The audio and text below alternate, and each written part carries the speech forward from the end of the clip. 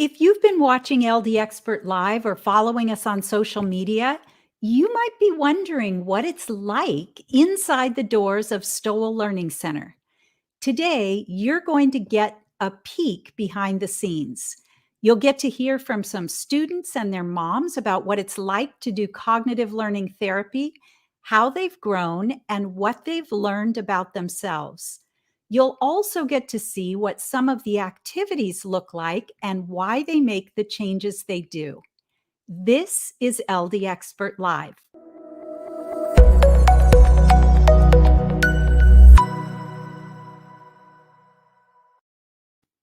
Welcome to LD Expert Live, your place for answers and solutions for learning differences, dyslexia, and attention challenges. I'm your host, Jill Stowell, founder of Stowell Learning Centers and author of At Wit's End, A Parent's Guide to Ending the Struggle, Tears, and Turmoil of Learning Disabilities.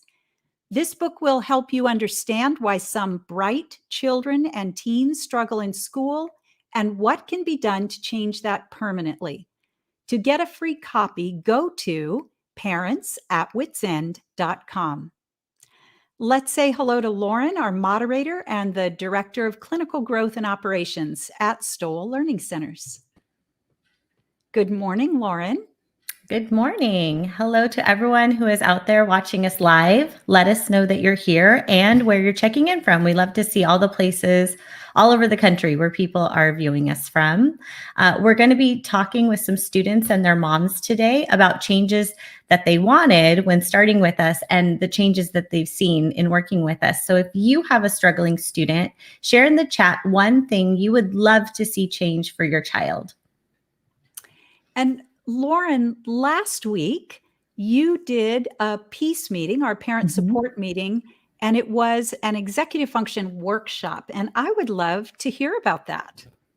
Yeah, no, it was so fun to meet all kinds of parents from all over the country. We had a mom from New York and a mom from Canada even, and everybody's kind of going through the same thing with their kids of just struggling with executive function and independence and schoolwork and just trying to manage everything. So we got to share some resources and some strategies for getting your kids on the right track. So it was really a lot of fun. I love interacting with parents, and that peace meeting, that Zoom meeting, allows us to do so a little bit different than this format. I got to see everybody's face and hear their voices and things like that. So it was a lot of fun.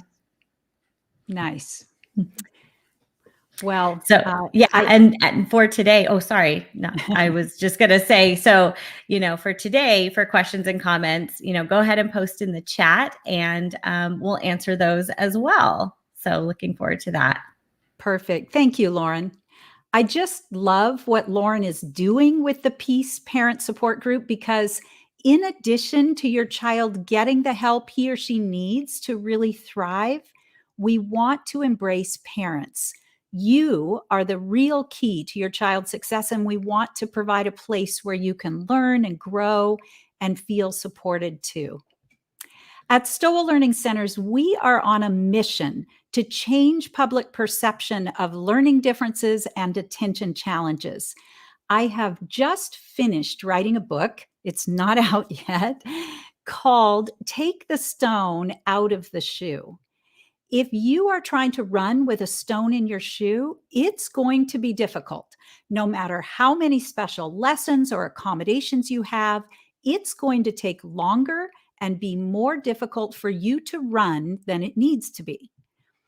Instead of accommodations or working around the challenge, it just makes sense to take the stone out of the shoe. There is absolutely no question that in order to learn and function our best, we need to have solid memory and attention skills. We need to get and accurately perceive information coming in from the body and our senses. As you get older, you may notice little lapses in memory, and it slows you down and it drives you crazy. If you fly or drive up a mountain, your ears may feel plugged, so you can't hear well, and it impacts your listening and your thinking and your mood. When children or adults have weak or underdeveloped skills in memory, attention, or auditory, visual, language, or sensory processing, things will be harder or slower for them than necessary. And the common belief is, oh, so sorry, you'll just have to live with it or work around it. Well, decades of neuroscience research has proven that our brain can change. It can make new connections and build more effective neural pathways. Now, the child's brain is just like a little neuroplastic learning machine, but the adult brain can change as well. Those lagging underlying skills can be identified and developed, and the world needs to get on board and stop making our kids with learning differences run with a stone in their shoe. This is not about fixing them. Our kids are perfect just the way they are, but this is about making the way easier when it can be. So now that I've gotten that out of the way, I'd like to introduce you to James and Nicola Whyte. James is one of our remote learning students. He lives in the UK and was so outspoken and excited about the changes he had made as a result of his work at the Learning Center that his clinician said, you need to have James as a guest on LD Expert. So here is my interview with James and his mom, Nicola. Welcome, James and Nicola. I'm so excited to have you joining us today. And I understand you're on a little bit of a holiday before school starts. Working holiday, right? Yeah. So, James, tell us a little bit about you. How old are you? What grade are you going into? What do you like to do? Whatever you want to share. I'm 16. I don't know what grade, but in England it's called year 11, so it's the second to last year of school. And I'm quite athletic, I think. I play a lot of field hockey. I also love to be on a farm and do a lot of milking. And that's the main points about me. I play a couple of video games and that's it. Well, that sounds like great stuff. How did you happen to hear about the Learning Center, and what caused you to call us way back in 2020? Oh gosh. Okay. Well, James has, ever since he started school, he has not. He's intelligent. He's smart, but he's not really performed in things like exams. And I never felt as though he was demonstrating how good he is in effect. And he'd had assessments. They had assessed him as there was some difficulty, but they didn't say what the difficulty was. And we had spent quite a lot of time talking to his teachers, and he was getting support. When he moved up to senior school, we were discussing with the head of support there what the issues were. And from the original assessment that was done, there was a little tiny statement that everybody had pretty much ignored, which talked about, they felt it might be something called, I think it was a semantic pragmatic disorder. And the head of support went, that's the issue. So when she said that, I went and did a lot of research on it. And part of the research, I found a book called At Wit's End by Jill Stowell. And I didn't read it. I bought it, but I didn't read it. And after a number of years of frustration and continually going back to the school, I did read it, which was it was the October of before I actually gave you a call, and I spent the time reading it with a pencil, going, "That's James. That's James. That's James. Oh my God, that's James." And I went through this whole book, and it was like a light switched on for me.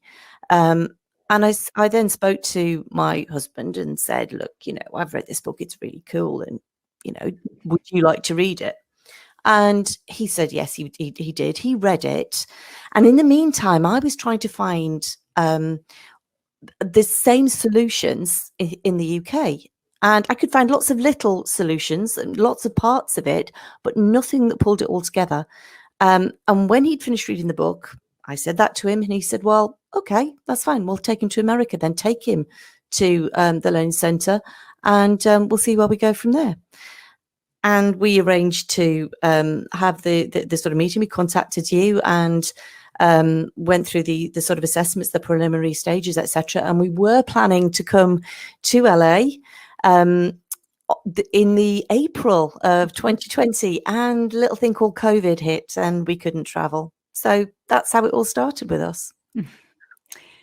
Well, that is quite a story, and we were so excited for you to come too. So, but you know, you guys just jumped in and did it anyway, and that's amazing.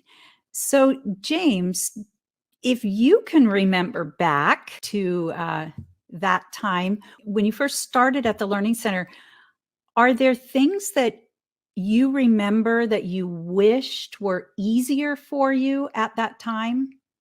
In all fairness, I kind of struggled in small parts of everything, but there were bits that I did quite well in. Mm-hmm. And I just wanted to improve on those bits that I struggled. And that's kind of why I agreed to do it. And, you know, that's really good insight, because everybody has strengths and weaknesses. And I know that, you know, you have some pretty difficult classes. So sometimes it's hard to see that there are just little areas that if they were easier, everything would be, you know, just working a little bit better as well. Nicola, when the two of you got started, what were you hoping to have happen as a result of working at the Learning Center? I wanted James to be able to be the best that he could be, and I wanted him to have more confidence and more capability in exams. Everything here, probably similar to most places in the world, is very exam orientated, and James really struggled with exams. He struggled with comprehension, understanding what questions were asking him. So if he didn't understand what the question was asking him, he couldn't answer it. So I was hoping that it was going to help him to be more confident, to be able to interpret what he was being asked, and actually then to be able to take the information that I knew he had in his head. He's got this amazing wealth of information in his head, but he's just not able to get it out and onto the paper. So I was really hoping it would help him with that. Mm-hmm.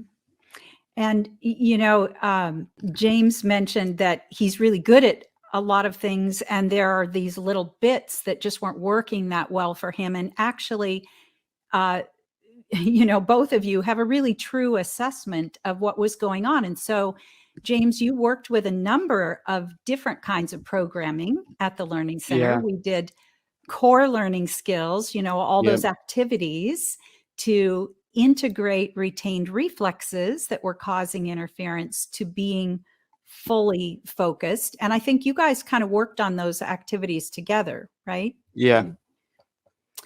And did some physical activities every day. And then you also did auditory stimulation and training with an emphasis on comprehension and study skills, and a processing skills program called AMPS, which builds attention, memory, and all different processing skills through various games and drills and activities. And so now, as you head back into school this year, you're really going to be focusing on just applying everything into building executive function skills. So for us, that's just moving right up the learning skills continuum. So James, I would love to hear your experience working at the Learning Center, doing all these things. So when I first started, I was like, yeah, I want to do it because I wanted to get better at exams and better at just organization and stuff like that.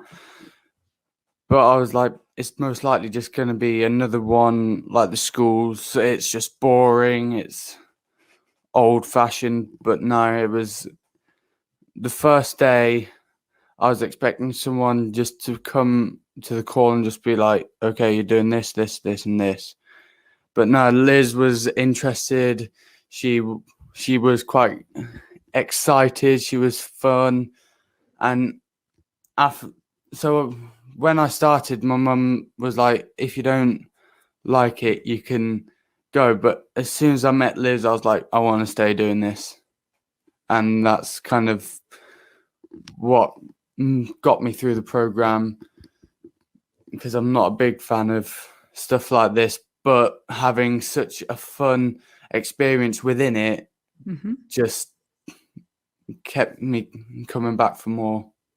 And I think that's huge. We always work one-to-one with students, because you're right, that relationship is so important. And I have to say, Liz really loves working with you as well. And as you went through, did you start to see that some things were getting a little bit easier, or were you noticing changes? I definitely noticed that it was helping me, because a couple of weeks later, I'm getting better grades than what I was, and it just continually increased throughout the year. And then going into my GCSE exams, which are basically the SATs, and then seeing what my results were, just showed how effective Stowell actually is. Well, that is fantastic to hear. I know you are a pretty fast thinker, and Liz was saying that you've really learned how to slow down with difficult information like physics. And I have to say, I'm really impressed that you're taking physics, or you took physics as a 10th grader. I took it in college. It was the hardest thing I've ever done. So that's an amazing mind you have.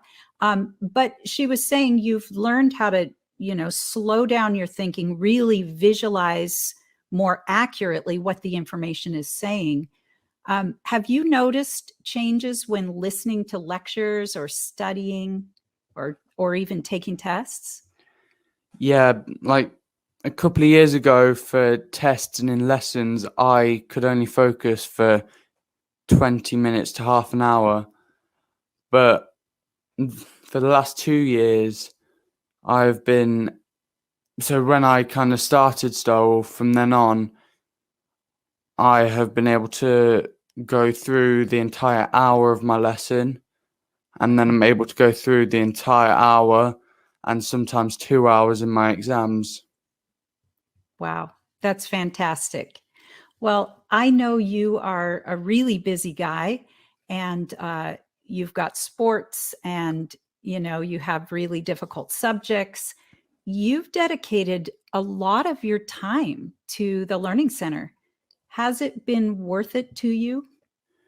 Oh yeah, and it just shows how much worth it gave me, because my exam results at the end of the year had skyrocketed from where they were.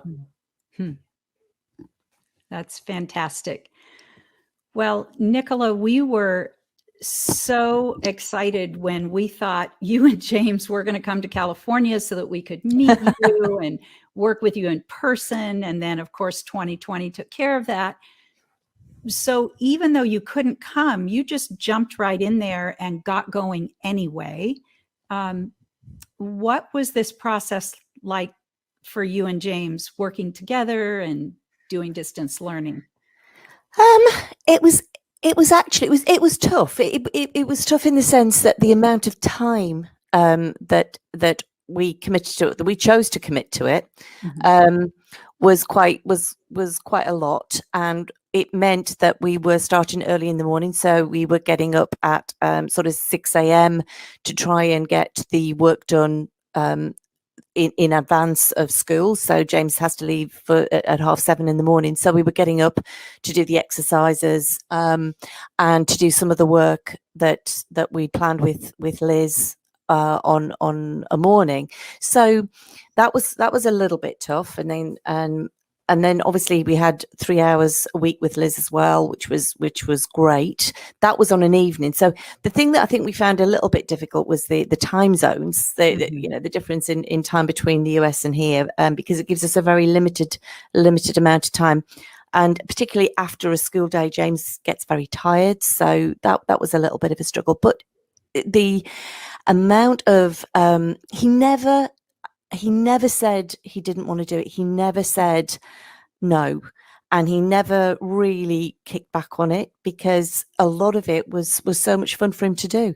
But I do feel that to get the best results out of it, you've got to put the effort in. And I know that, that might seem like a little bit perhaps off-putting to people, but the end result is amazing. His grades have gone up so much. Maths and English, he was a D and E grade student, and he's now, he's pushing A's, he's B's, he got B's in his grades. And to see that difference, that is a year. That has taken a year. You're talking percentages that were so low, and he's now up at B grade. So it was work. It was, there was a lot of effort went into it from both parts and from Liz. But it's been ever so worth it. Well, I just appreciate both of you so much, taking the time and sharing. James, I think, you're going to be encouraging to other teenagers, because I have to admit, this is not going to be really super high on a teenager's priority list. And you're so busy in high school. So I really appreciate you sharing. And Nicola, you're right. It's a big commitment, but the changes that we want to see, and that you guys have seen, those last for a lifetime. And that's certainly what we're after. And I know what you guys have been after too. So any last thoughts for us today? Anything? Apart from just how amazing the actual program is, because as my mum said, I was a D&E grade student, and in my exams this year, in one of the subjects which I was hoping I would get like a B in, I go and get a high A. And then most of the others are B pluses and B minuses. Yeah. I think I'd just like to say thank you. If I hadn't read your book, if I hadn't read the book, we would never have done this. And if we hadn't done this, we would not be in the situation where James can say, I got an A in chemistry and I got B's in virtually everything else. And I cried. Thank you so much. I really appreciate it. You sharing. Oh my gosh. It just, it makes everything we're doing on our end worthwhile. So you guys are awesome. Thank you very much. And so are you. This is LD Expert Live. I'm Jill Stowell, and today we are taking a peek inside the doors of Stowell Learning Centers, what cognitive learning therapy looks like, why it works, and most importantly, the changes that students get to make. Let's check in with Lauren and our live viewers. That was amazing. I love their accent. I don't know if the Americans that are watching, oh my gosh, it was just so amazing to hear that in their own words. And I think it made it even cooler to hear their accents there. So so happy for that family, for James and that family. We have, let's see, Deanna, hang on, commenting just about our question about what they love to see change. Parents love to see change with their child. I know Deanna, she says, my son would love to be able to focus better, stay organized, and not feel so lost at school due to his learning differences. It also would be nice to find a way to help him with after school burnout or meltdowns, which makes doing homework take hours longer than it should. And that's definitely a common theme we hear from parents who are just getting started with us. And we know that that can change. So, Deanna, I encourage you to stay tuned for our next student interview, Hudson. He's a little bit younger, because I think a lot will resonate with you. So keep posting, parents. Let us know, what would you love to have change with your child? One thing, and stay tuned, and we'll check back in one more time to answer questions. All right. Thank you, Lauren. When students come to the Learning Center, whether it's remotely or in person, we start with a functional evaluation. We want to see what those basic academic skills look like for the student, but we also want to take a look at the underlying skills, those skills underneath the academics. So the neurodevelopmental or core learning skills, the processing skills, and executive function skills that support school and social success. And even, that stamina that Deanna was talking about, that excessive tiredness after school. Well, if your underlying skills if there's some weaknesses there, then you're working extra hard, and that's exhausting by the end of the day.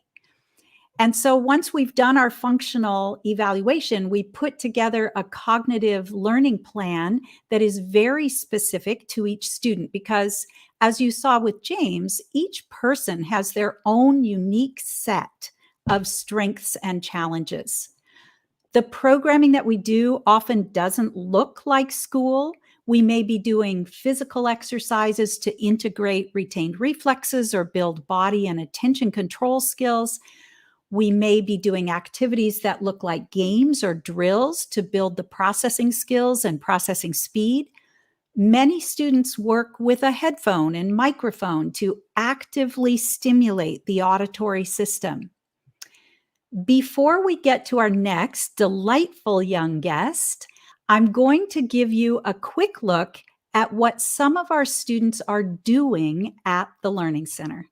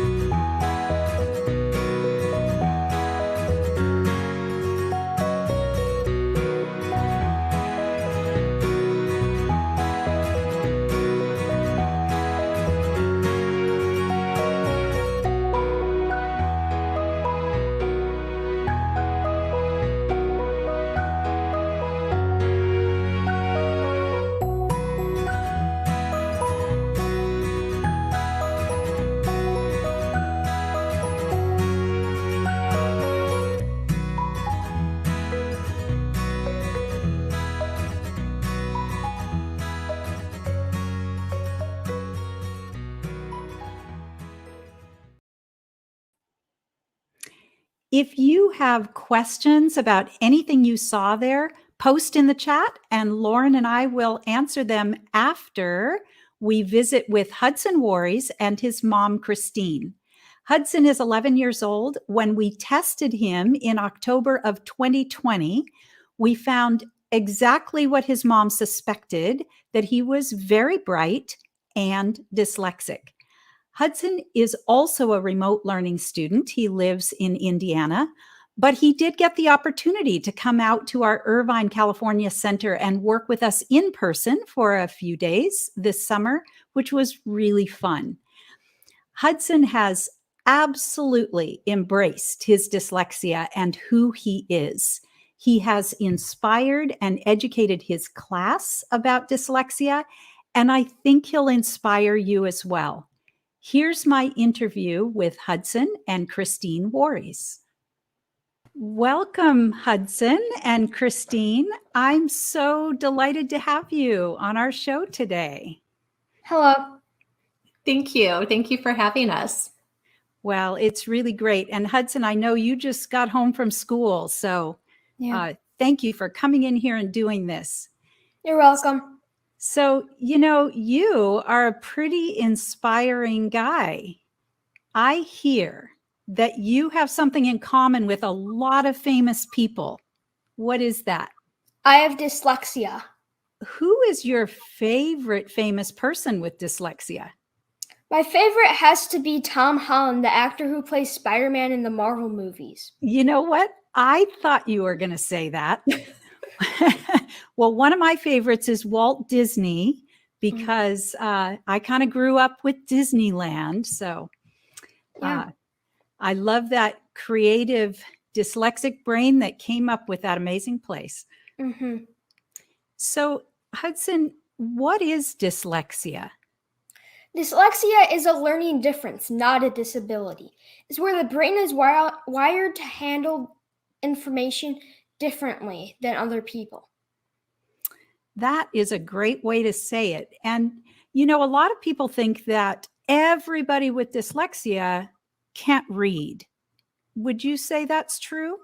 It's not true. People with dyslexia just take more time to read. Okay. And, sometimes I've found that students with dyslexia, they actually kind of fool everybody into thinking they can read really easily, but their brains are working really hard at it. Yeah. So before you learned about your dyslexia, and before you came to the Learning Center, how did you feel about school and reading? Well, before about school, I just saw everyone else turning in papers before I could. And I thought I was dumb that I couldn't get stuff. And I never liked reading by myself. Mm-hmm. And, it really is hard when you're trying hard and then everybody else turns things in faster or, is loving reading books and you don't really like to. So you learned that you had dyslexia. How did that help you? I think that learning about dyslexia just helped me understand what was going on with me. Mm-hmm. And so did that kind of help you feel a little bit different about school, about yourself? Yeah, because I felt more courageous about school and confident, and I knew what was going on. Yeah, and that's huge. Mm-hmm. A lot of times, people who have dyslexia have a really creative thinking style or talents. So what are some of your creative thinking powers? I love building and designing things, especially Legos. I love puzzles and things with math patterns. I have a great memory too. That's fantastic. In our centers, we have Lego tables in the waiting room because so many of our students, as you said, love building things with Legos and can build these incredible creative things.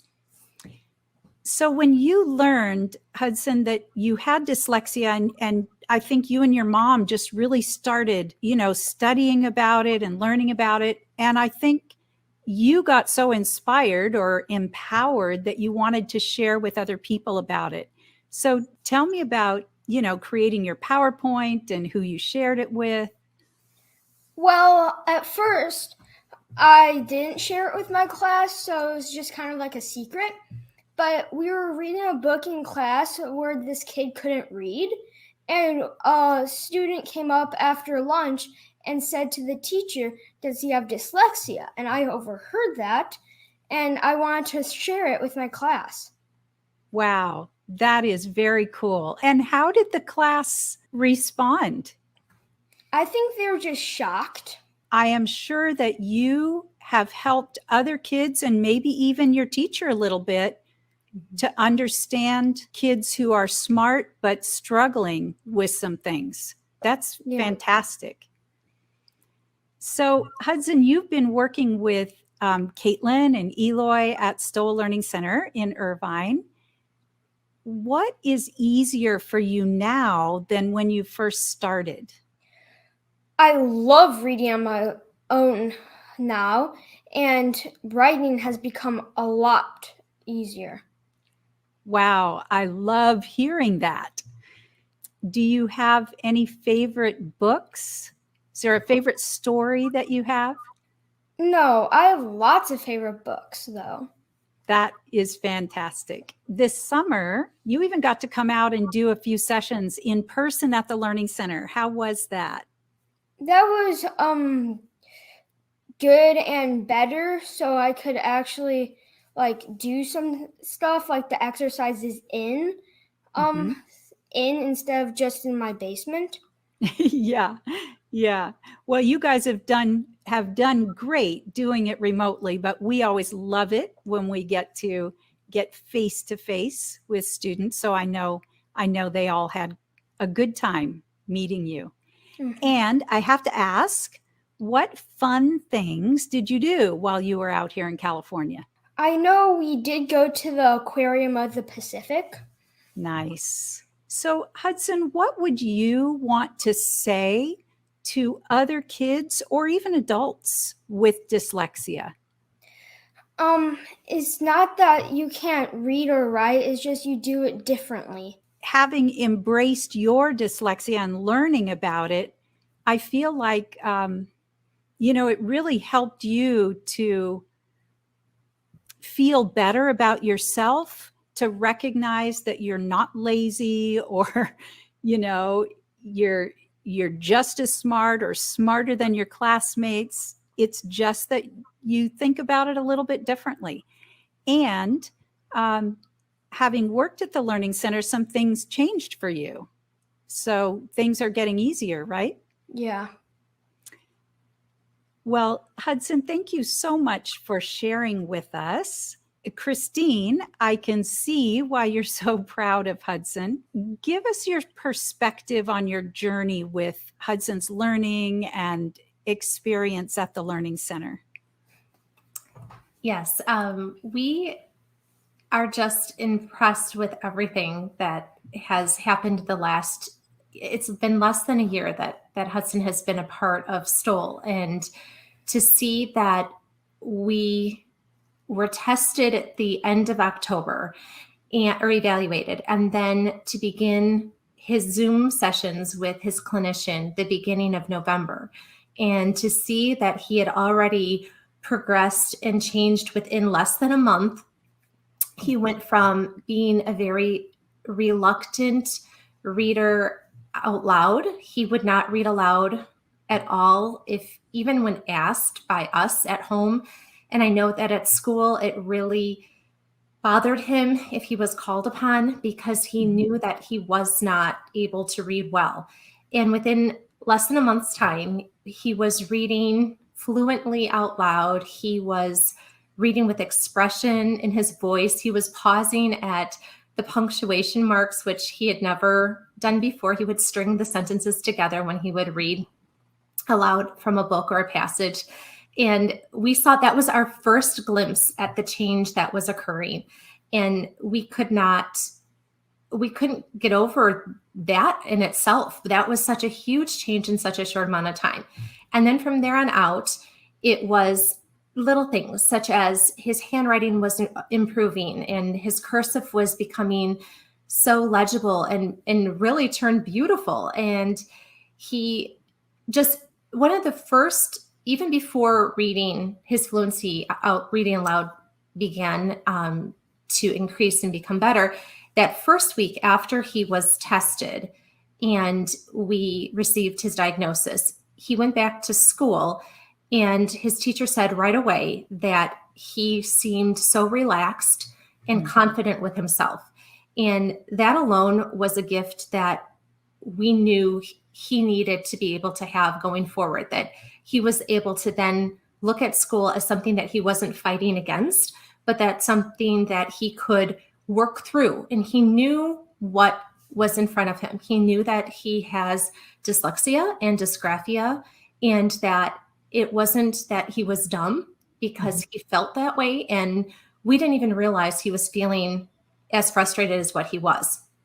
And so with that, with his teacher seeing that already, it was incredible for us to know that this is going to only get better from here on out. And then through the spring, he was able to take his iLearn tests that were for the state that we're in, and he received scores. We just received them in the last week, that he is the first time ever in his school career that he is at the higher part of his grade level or above, reaching the above part. And so that blows our minds that he is doing that well. And it was for not only math, which we know that he has tested strongly in before, but it was also for ELA, which has been a struggle for him in the past.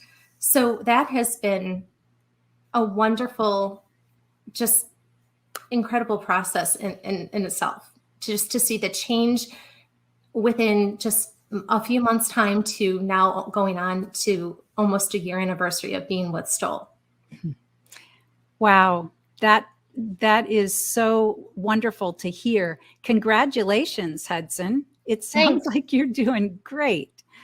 You know, doing this, it's not a small commitment. I mean, it takes a lot of time. And I think it's even more challenging since you went through 2020, where you were probably doing online schooling and then doing this online too.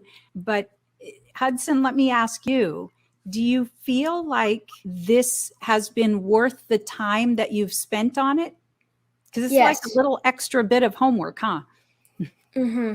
So when you think about like changes for you you're in 5th grade this year, right? No, I'm in 6th. Oh, you're in 6th. Oh my gosh. You're in 6th grade. And so thinking about the changes that have happened for you and all the work that you've done, how are you feeling about 6th grade now? Because that's a pretty challenging grade. I'm feeling very confident. Fantastic. Christine, you also have the perspective of being a teacher. Yes. How are you feeling about this school year for Hudson?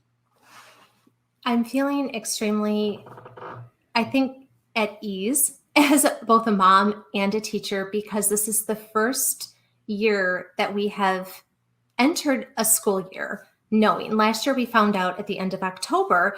So that kind of explained what was happening to him from middle of August until that point. But this is the first time we've been able to begin a brand new school year. And he began middle school this year also. So he is switching classes, and he's going from 2 teachers that he had in 5th grade to about 7. And so for that in itself, it can be overwhelming for any student. But for a student with dyslexia, we were just concerned as far as how is this going to be. We know that he has dyslexia, and we know that he is equipping himself with all the tools that his clinicians are helping him with, and he has all that ready to go. But how is this going to really work? And he has done so well. And it has been wonderful just for us to know what he has been fighting against so many years, for all of his schooling up until 5th grade, with us not knowing. It has been a blessing to know, and then to enter his middle school year with just that confidence that we are being well taken care of with everyone at school, and the accommodations that they're able to have for him there, but also just the incredible support that we've received from Stowell and all of the clinicians that he has had in the last year, which each and every one of them has meant so much to our family in different ways and have blessed us with all that they have given for Hudson, for his learning and for processing through this time, but also going forward. We know that they're always rooting for him, and that is an incredible thing. Yeah. And I know they have thoroughly enjoyed working with your family and with you, Hudson, and are just cheering for you with all the things that you're doing. So thinking about how bright Hudson is and how well our kids can sometimes cover their struggles at school. I mean, because Hudson went a pretty long time managing, even though there was something. Are there things that you would want other teachers or parents to be aware of or to look out for, or any advice for them? Yes. I think approaching it as a mom that was a former classroom teacher. I taught 6 years in 5th grade before we had our family. I think that it was almost unnerving that I couldn't figure out what was going on with Hudson and his learning. And he was coping. His coping skills were so high, as his evaluator, Sarah, had told us, that he was just doing everything he could to stay at the grade level and not dip too far below. And with that, he was fooling his teachers also, where they were not quite knowing that he was having as many problems as he really was having. So with that, looking back, there were some signs that I don't know if I could have pinpointed them right away, just because, you're thinking if this is a new learner in 1st grade and this is where, this is a school's new to them. But with each grade, school became harder and harder for him. And now realizing that school and learning should not be as hard as it is, and it was for him, that should be a big sign for parents and for teachers too. If there's a student in the classroom that really is spending so much time to try to get homework done, or within the classroom, if they're taking all of the class period, the allotted time to complete that one worksheet and still not finishing it, that would be a red flag also. I think that as a parent, now that I have seen how, it progressed, he would come home from school so exhausted, just beyond tired, not wanting to do any other homework or studying for a test or a quiz. He was done. And I know now that is a sign of just mental exhaustion that dyslexics have, because they are working 4 times harder. I read in a book, 4 times harder than a normal student, just to stay at the very minimum of what they can. So that would be another thing. And I think that being easily distracted could be another sign. Hudson would sometimes just be flitting from one thing to the other when we were trying to work on homework after school, and he wasn't focused on what we were doing. In that, I just thought he was just done with school and tired from the day. But to see that now, I'm thinking, okay, that could have been a sign that I could have picked up on. I wouldn't say it's as much as the reading, because he was a reluctant reader and he didn't want to read out loud very much. So that could have been a sign. But as a whole, it's not that they can't read. So when people have said to me, oh, did you know he was dyslexic because he couldn't read? And so we try to debunk that myth as much as we can, because we know now that is not the case. They can read. It just takes them a longer time to do so. So I think back to the classes that I taught and the students I had sitting in the desks in front of me. And I think how many of those students quite possibly could have been dyslexic, and I didn't know it as a teacher, because we're just not equipped or trained to know or to spot certain things with dyslexia. So it is something that if a parent or a teacher just think they find that something just doesn't line up, I would go with your gut. And that is what ended up happening with us with Hudson, that every year we would ask at the parent teacher conferences for advice on what to do, because we knew something wasn't lining up. We just couldn't figure out what it was, because he was proving to us that he was able to make the grades and to do his very best. It was just taking so much work, and it was exhausting for him. Well, everything that you just said there, that is a really good picture of what parents see. I mean, we know our kids want to learn, they want to do well. And so you see these signs of exhaustion or not wanting to read out loud, or, getting easily distracted because they are tired and overwhelmed at the end of the school day.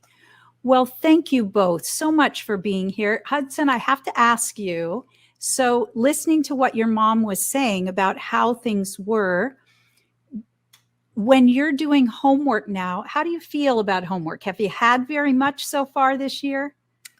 I haven't really had that much homework because it's just the beginning of the year, but I think that I'll do better because I know what's going on and I have more tools. Well, I think that you will too. And I think you're going to have a great year. Thank you both so much for sharing. You are super inspiring. And I know this is going to help a lot of parents and kids. Thank you. Thank you. Thank you. I'm just so proud of our kids and their families too. This is a big commitment, but look what they're doing. This is LD Expert Live. I'm Jill Stowell, founder of Stowell Learning Centers. Let's check in with Lauren and our live viewers. Hudson is just such a cutie. I can't get over it. I mean, that's his story and his presentation.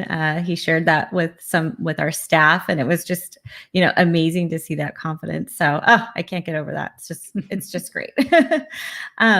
We have so just some clarification. So a mom in Mom Squad asking some logistical questions about our services, and just some clarification. I don't know if it was clear. She asks, were both Hudson and James completely remote, and what does that look like? We talked about an evaluation. What does that look like? Do you do that completely remotely? And then sessions, those are 100% remote. How are those conducted? Both of those students were 100% remote. We did get to work with Hudson just a little bit over the summer, but he had done his, the majority of his program to that point. We do an online screening for students who are remote, and then we conduct the sessions remotely. And really, the sessions often have to be just a little bit shorter than the on-site sessions, because working on a screen is, a different kind of a stressor for students. But we've adapted our programs so that they can be done remotely, and it's working really well. We're working with kids all over the world. And of course, our centers are open locally. And so ideally, when we have a remote student, what we want them to do is what James and Nicola had planned, which was to come to the center, get an evaluation, spend a little bit of time working intensively with us, a week to 3 weeks, so that we can really get to know the student, start to, coach the parent a little bit on anything they're going to support us with. But with 2020, that just wasn't an option. Mm-hmm. And so these 2 students started during that time.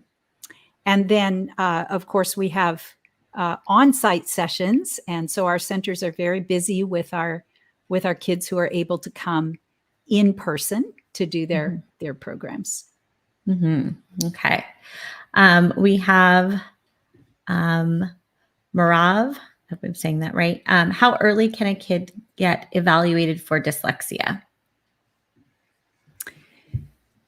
We can evaluate as early as 5, but the thing that you always have to be careful of, and we are very careful of in our evaluation, is that we don't want to confuse a learning challenge with a maturity issue, with a neurodevelopmental development. Because 5.5 is the peak age for reversals, which a lot of times people see kids reversing B and D and they think, oh, they must be dyslexic. And so if you have a 5.5-year-old and they're reversing some letters, it may or may not be an issue. But what I do find with our really young children that we recognize as dyslexic is it's a pretty big gap between that child and their peers. Already the parent, the teacher are really starting to see that there are real struggles with sounds and symbols. And so it is more typical to be able to, for parents to recognize and teachers to recognize that there are real challenges by about 7 or 8 years old. So we have a lot of students coming in that 7 to 9-year-old range where people are starting to say, I wonder if he's dyslexic. But it can be as young as 5. Absolutely. And then a question about integration, I guess is the way to phrase it. Everything starting to come together. Is saying, how can I get you guys to identify a piece that's not connecting things together? Her son is attending Stowell, but would love to get our input on just, when is that time when it starts to come together and we start to see these changes with students, and how are we able to identify if there's a piece that's missing? That's a really great question. Every student is different and they have a different timeline, and it really depends on their particular set of strengths and weaknesses. And, a lot of students, if there are real challenges, kind of serious challenges at that core learning skills level, then there's a lot of work that needs to be done physically on the body to help them to become internally organized and ready then to process and produce information at higher levels. And so, it may feel like, wow, are we ever going to get to the academic piece? But if we don't get that in place first, then you continue to just spin your wheels with the academics. It just really, it really, truly is a very individual thing, which is why we work with each student one-on-one, because we have to look at each one as an individual. But we have our eyes on that program all the time because we want to be seeing changes all the time, even if it's tiny little changes. They've got to be moving forward. And so we're always evaluating, are they moving in the direction that we want them to move, or do they seem to be stuck? Are they plateaued? Sometimes learning plateaus and then it goes, it's like you go up for a little while, it just kind of sets in, and then you go up some more. But sometimes they get stuck. And when they do, then we have to really look and see, is there anything that we need to tweak? Is there anything we need to focus on more? So it's just a very, individual look. But that's a great question. And we ask that question all the time. And something just, having talked with a number of parents kind of on the front end when they first call us, a lot of times we are the last stop for families. Like parents have done therapies, a ton of therapies, individualized kind of therapies. They've done, occupational therapy and speech therapy and maybe ABA and all these individual therapies. And they'll still say to us like, but it's not coming together. How come? And so, really important that you're not only working on these individual skills in isolation, but that the goal is to bring everything together and make the child more functional. And I will say, we talked today about students that had dyslexia, and that rate of progression or, rate of the program and changes. That timeline looks a little bit different.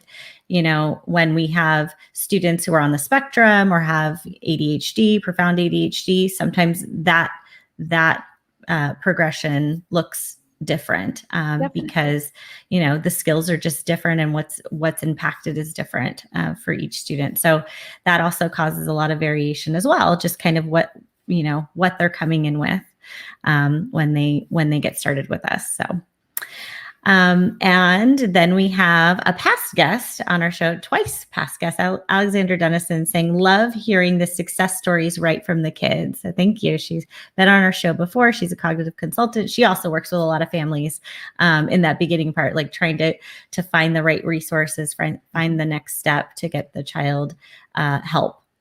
So thank you. That's amazing. So parents, if you have any additional questions or follow-up or are not watching this broadcast live and want to post some questions, you can do so in our Mom Squad. That is our private Facebook group. You can find it by clicking the link on our Facebook page or by searching Facebook groups, going into Facebook groups and searching the keywords SLC Mom Squad to request to join. And also, kind of as a follow-up to this show, we are having our next peace meeting.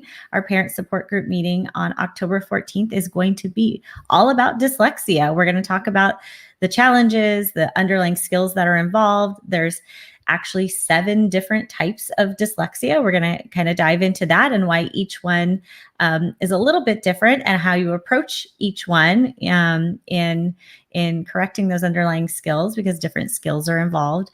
So we're going to really dive into that and answer your questions live and in a meeting and really talk about your kids. Again, those meetings are in Zoom, so it's a chance for you to ask questions in the moment, get some resources, some solutions, and definitely some support. So in order to register for that meeting, go to stowellcenter.com/peace to get the registration link. And again, that's Thursday, October 14th at 5 p.m. Pacific. All right. Well, thank you, Lauren. Thank you, viewers, for participating and joining us today. This is LD Expert Live, your place for answers and solutions for learning disabilities, dyslexia, and auditory and attention challenges. We're live every Tuesday at 10 a.m. Pacific. Next Tuesday, we have a wonderful empathetic speaker and author, Julie Lithcott-Hames, to talk about adulting in today's world, to talk about parenting young adults with learning or attention challenges and how to get out of the way and empower your kids to become successful adults. Julie is fun and frank, and she's been where you are. So get your questions ready and be sure to join us next Tuesday at 10 a.m. Pacific. Stowell Learning Centers are open for both on-site and remote sessions and evaluations. We work with children and adults doing targeted brain training to permanently eliminate struggles associated with dyslexia, auditory processing, and other learning differences so that students can become independent learners and thrive in school. If you would like a free consultation for yourself or your child, give us a call or visit our website at stowellcenter.com. I just want to give a huge thank you to James, Nicola, Hudson, and Christine for sharing their stories. And thanks for joining us today. Please share and help us spread the word about how learning challenges can change. We'll see you next week.